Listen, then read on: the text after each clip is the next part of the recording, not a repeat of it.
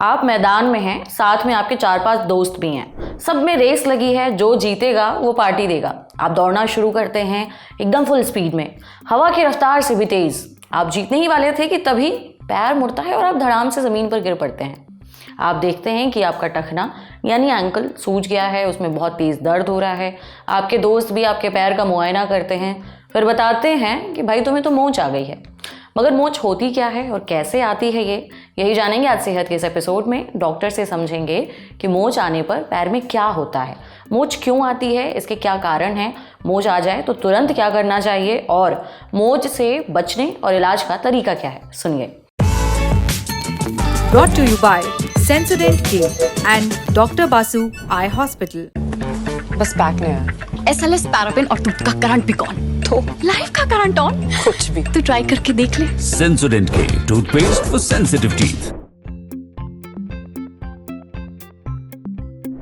मोच आने पे पैर में जो एंकल और फुट रहता है उसको टखना भी हिंदी में बोलते हैं। पहला तो सिम्टम ये होता है कि दर्द महसूस होगा। दर्द एंकल के राउंड हो सकता है, फुट के राउंड हो सकता है। सूजन आ जाएगी, सूजन दोनों साइड में हो सकती है और एक साइड में होगी।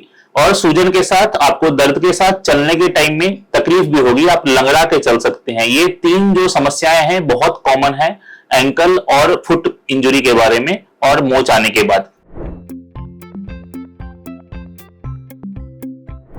सबसे इंपॉर्टेंट ये है कि मोच जो आती है वो अनइवन सरफेस पे, जो सरफेस अनइवन है, प्लेन नहीं है, उस पे चलने, दौड़ने और खेलने से हो सकती है।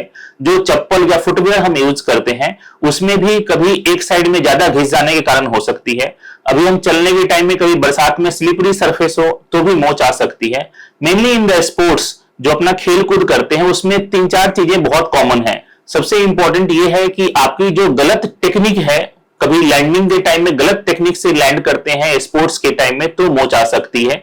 आपका इम्प्रॉपर ट्रेनिंग हुआ हो तो उसके कारण मोच आ सकती है, या आप अच्छे से पहले वार्म अप स्ट्रेचिंग नहीं करते हैं तो मोच आने के चांसेस बढ़ जाती है।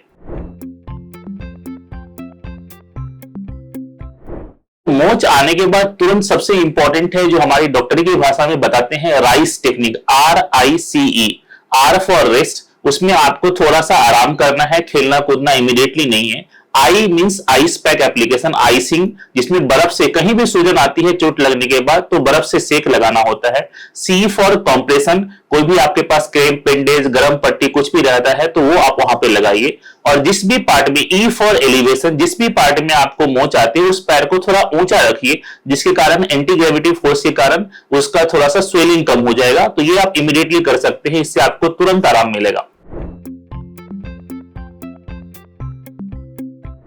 सबसे इंपॉर्टेंट यह है कि बचाव करने के लिए जो हम चलते फिरते हैं उसमें सरफेस का ध्यान रखिए, अपना फुटवेयर रेगुलरली चेंज कीजिए। खेलने के टाइम में सबसे इंपॉर्टेंट है कि अच्छे से वार्म अप कीजिए, स्ट्रेचिंग कीजिए। उसमें बिल्कुल तकलीफ नहीं होनी चाहिए कि आप वार्म अप कम कर रहे हैं, उसमें आपकी इंजरी बढ़ जाती है। दूसरा यह है कि जो भी आप वार्म अप करते हैं उसमें अच्छे से टाइम देना पड़ता है, कोई भी कॉन्टेक्ट स्पोर्ट्स में आपको टाइम देना पड़ता है। इलाज के लिए आपको डॉक्टर से कंसल्ट करने की जरूरत है, कभी कभी उसके लिए एक्सरे और MRI स्कैन की रिक्वायरमेंट पड़ती है। एक्सरे में ये देखना होता है, सबसे कॉमन एक लिगामेंट होता है that's called interior tibial fibular ligament, वो बहुत जल्दी इंजरी हो जाती है, उसको हम स्प्रेन बोलते हैं। उसकी ग्रेडिंग होती है, स्प्रेन की लिगामेंट अगर थोड़ा सा टूटा है तो ग्रेड 1 होता है, ज्यादा टूटा है तो ग्रेड 2 है, और ज्यादा टूटा है तो ग्रेड 3 है। यूजुअली ग्रेड 1-2 में आराम करने की जरूरत है, कभी कभी प्लास्टर की जरूरत पड़ती है। बहुत पूरा टूट गया है तो ही सर्जरी करने की जरूरत पड़ती है।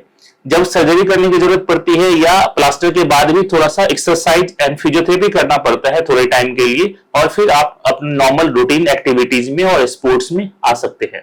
डॉक्टर बासु आई केयर सेंटर, एक्सेलेंस इन आयुर्वेदिक विजन केयर। देखिए, अगर मोच आ जाए तो एक बार डॉक्टर को दिखाना ज़रूरी है, क्योंकि अगर मोच का इलाज ना किया जाए तो इससे लंबे वक्त तक दर्द और अकड़न जैसी दिक्कतें हो सकती हैं। वहीं अगर मोच गंभीर है तो जोड़ की हड्डी उखड़ने या फ्रैक्चर होने का खतरा भी रहता है। अब बढ़ते हैं सेहत के अगले सेगमेंट की तरफ, तन की बात। जानिए कई बार छोटे बच्चों को बोलने में परेशानी क्यों आती है, इसका इलाज कैसे किया जाए।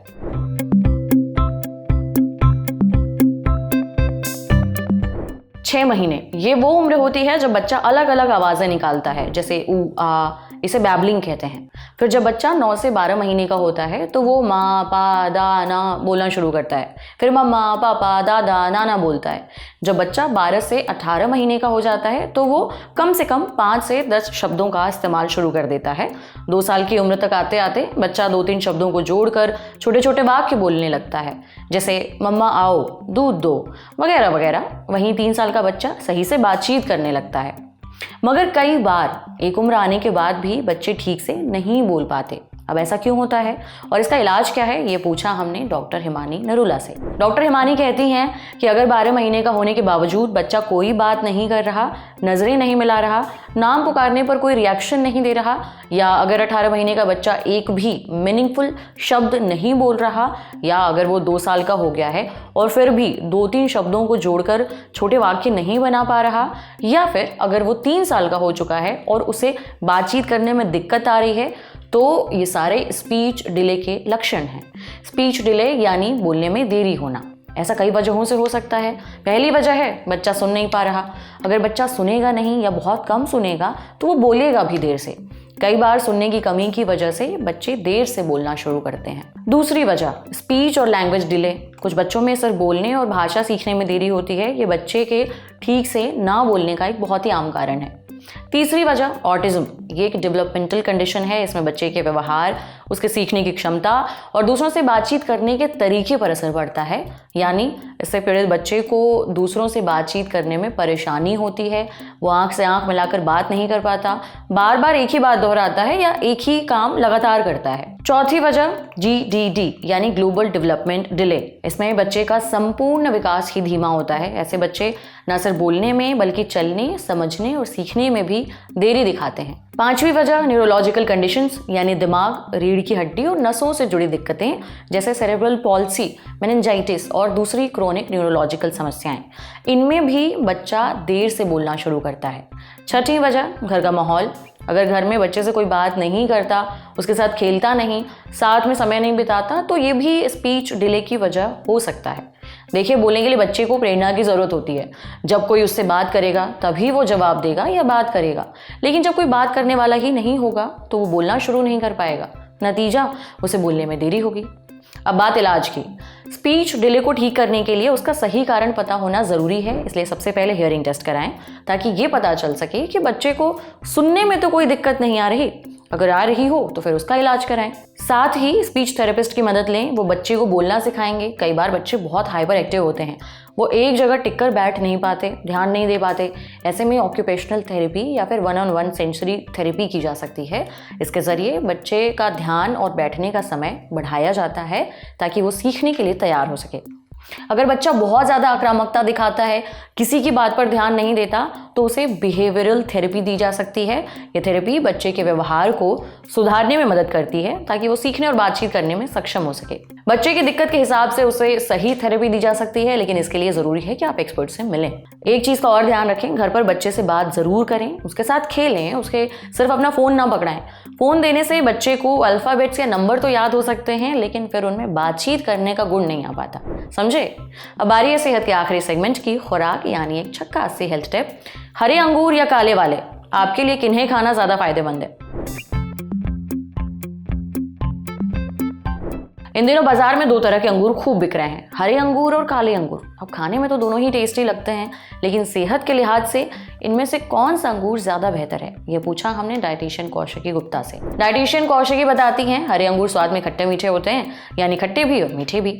वहीं काले अंगूर ज्यादा मीठे होते हैं। पहले बात हरे अंगूरों की, ये विटामिन सी, विटामिन के, पोटेशियम और फाइबर का अच्छा सोर्स हैं। इनमें एंटीऑक्सीडेंट्स भी पाए जाते हैं, यानी इसे खाने से इम्यून सिस्टम मजबूत होता है, जिससे तमाम बीमारियां और इन्फेक्शंस का रिस्क घटता है।